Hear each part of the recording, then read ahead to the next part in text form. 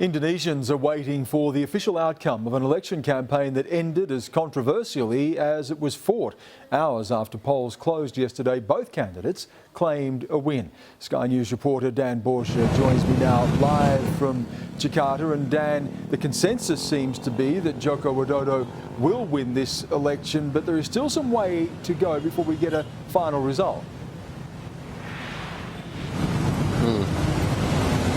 Stan, good evening. You're absolutely right. That does seem to be the consensus. But as you know, when it comes to elections, you can never count your eggs before they've hatched. And there are influential members of politics from around the world and media right here in Indonesia who are saying that it's a lot closer than it looks, and Prabowo Subianto could still claw it back. Of course, we know there was all that uncertainty at the close of polls yesterday when both of the candidates claimed victory within hours, in fact, of that poll closing. Joko Widodo doing it in grand style, standing alongside Megawati Sukarno Putri, the former Indonesian president.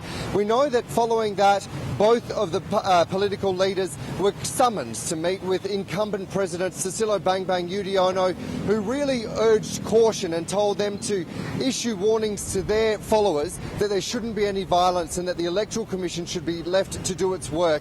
But that hasn't stopped there being calls and praise from around the world. Part of that has been from our own Prime Minister. Let's have a listen to what he said.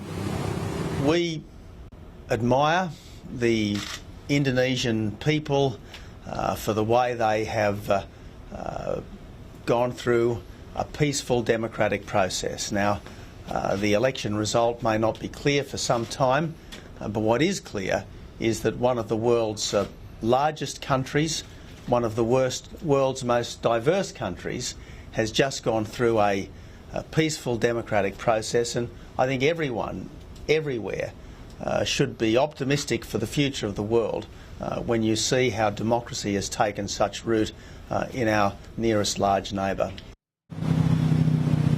And Stan, the Prime Minister's right. This process isn't over, and we're not expecting an outcome from the Electoral Commission for at least another 2 weeks, which means there's going to be an enormous amount of uncertainty here in Jakarta and across Indonesia, but also in terms of the financial markets and the way that this country interacts right around the world. We also know that there have been those calls for calm amongst all of the supporters of both major political parties, and we also know that police and the military have been on high alert and continue to be so as these days continue on. Now, although the counting is continuing, we know that the Electoral Commission has immediately begun reviewing itself. I was at their offices earlier today where they're speaking with people who were observing the process to see what worked, what didn't, and how things can be improved. But the race is certainly still ongoing to get to the presidential palace behind me, and you'd have to say the stakes have most definitely been heightened. Stan.